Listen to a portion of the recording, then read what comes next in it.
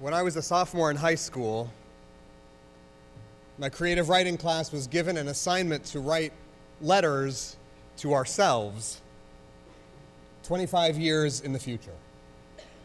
From the 15-year-old students we were then to the 40-year-old adults we would someday become.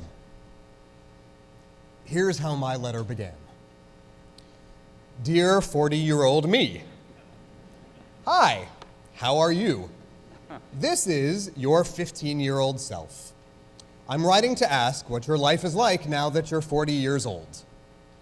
I'm really wondering what you're wearing right now, because the last thing I want is to grow up to be a middle-aged loser wearing a tie. So I'll stop there, because you're already getting a sense of how perfectly the letter captures the teenage apprehension about the life I would lead in my 40s, which at the time seemed impossibly far away. Now, I forgot about the letter until just a few years ago, and one morning, not long after I turned 40, I was standing in my bedroom mirror putting on a tie, and it all came rushing back.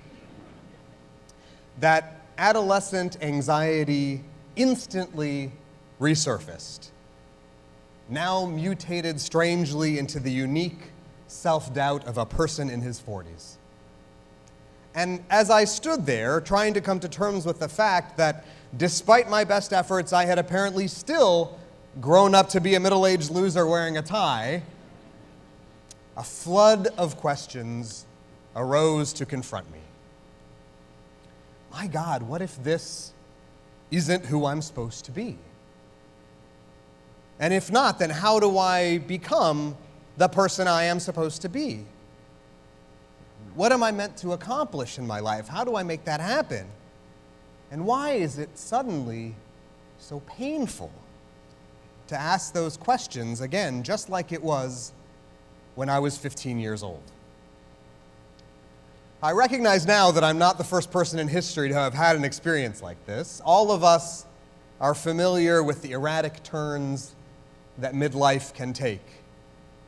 We all know those well-worn cliches about convertibles and plastic surgery, but also the more poignant examples of prolonged searching and deep loneliness.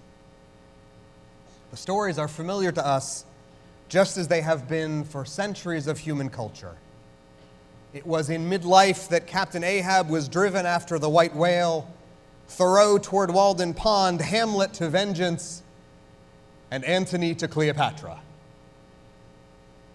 And in our history as Jews, there's a similar theme woven into the foundational stories of our forefathers, pulled by mysterious longing in the second acts of their lives. What drove Abraham to leave his father's house and follow the voice of God into the desert? What drew Moses out of the Pharaoh's palace and toward the mystery of the wilderness? What convinced Rabbi Akiva to leave all he had known and build a new life in the study of Torah?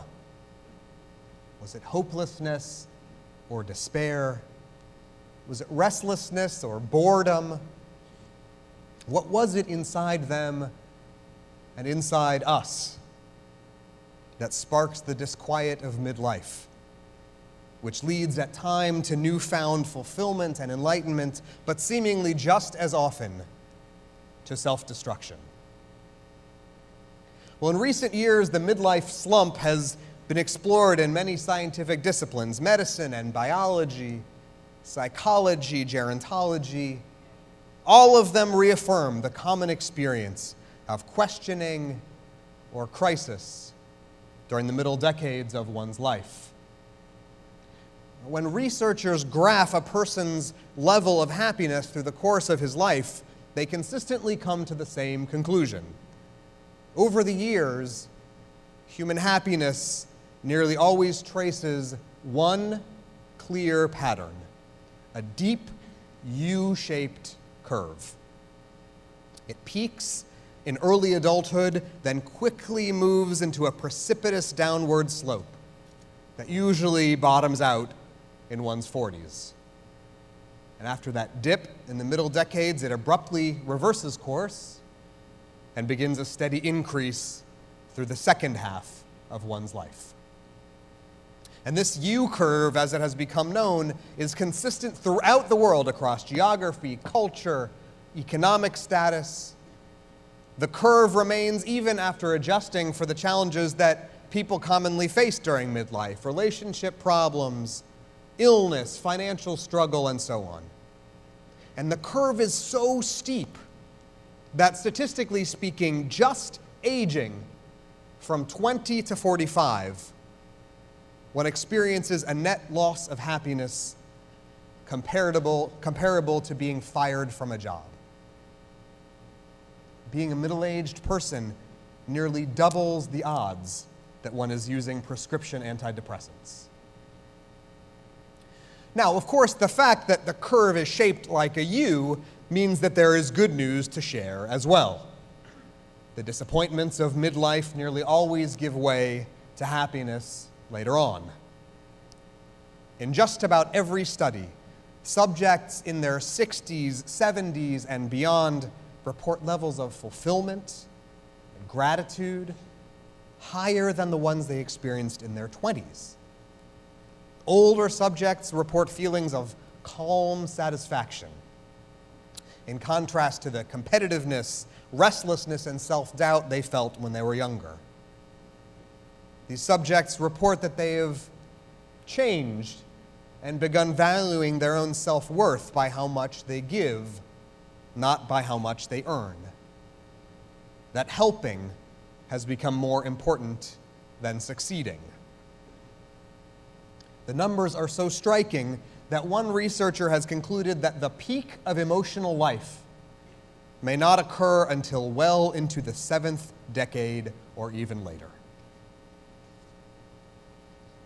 So the question before us on these high holy days is how we can use this information to grow as spiritually engaged persons. As we learn more about why the trajectory of human happiness plummets during midlife and why it reverses itself so dramatically, could it be possible for us to flatten that curve and ease the slope toward emotional fulfillment in life's second half?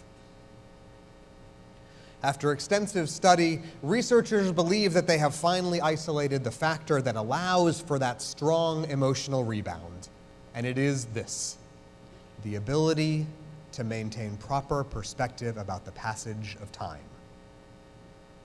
What distinguishes people who are happy in their 60s and 70s and 80s is that they have come to accept that they won't live forever, which leads to dramatic improvements in their state of mind.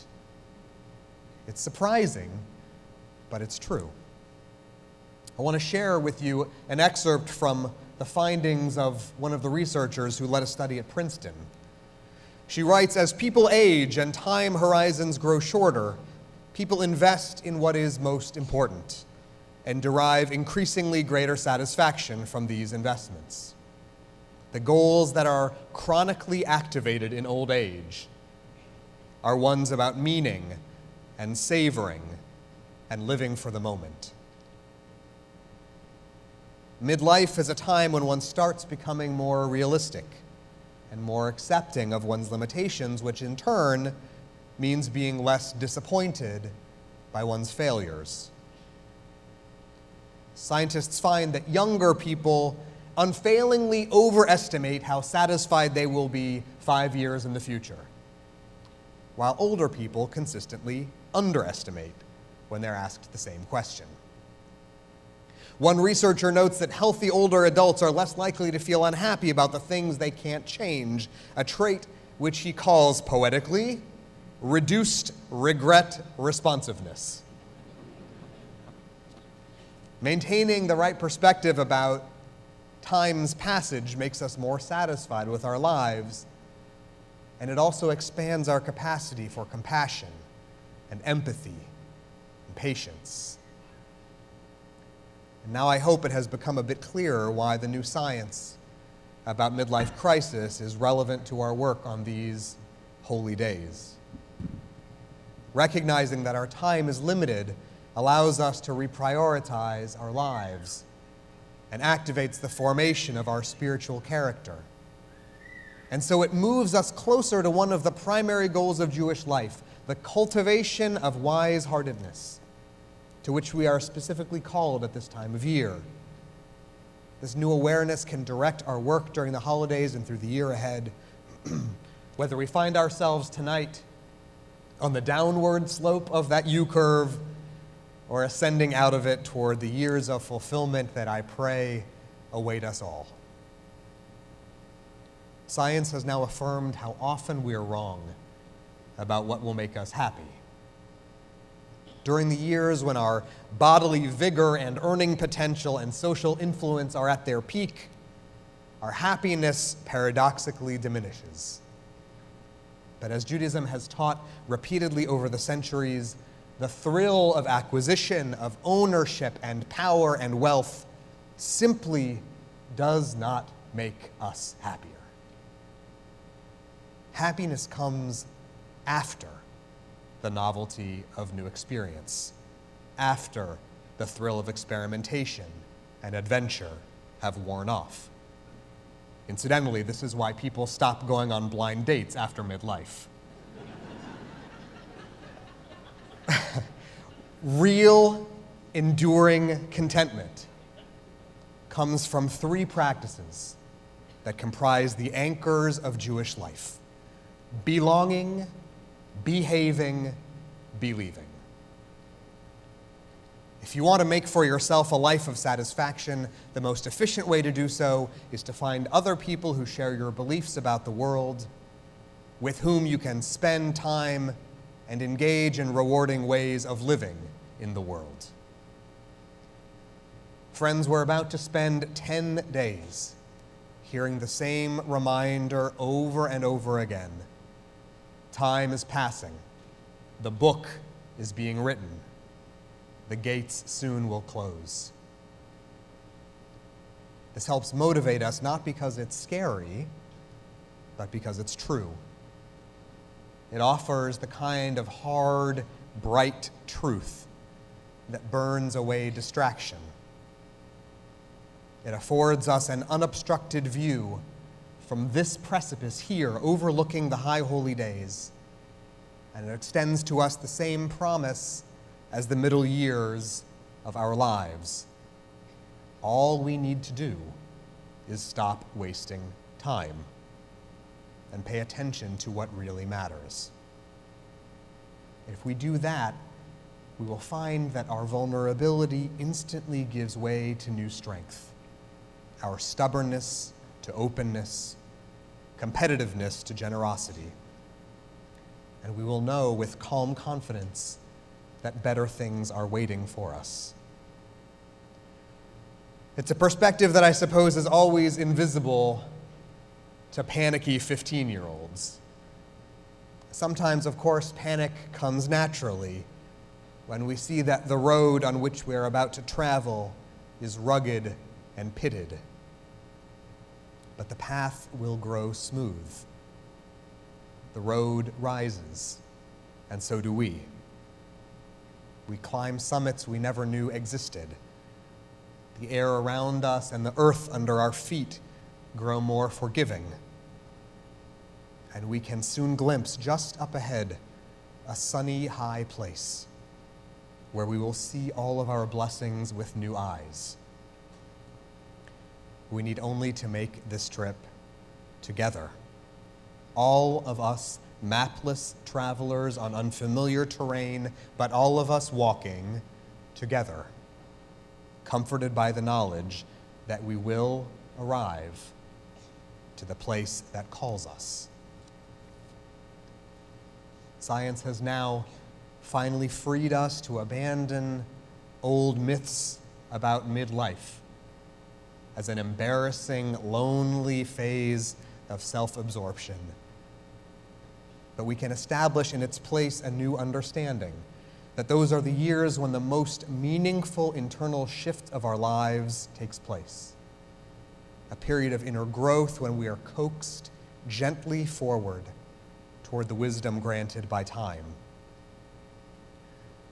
These holy days remind us that although wisdom may come most easily in life's later years, it is accessible at all times to all of us.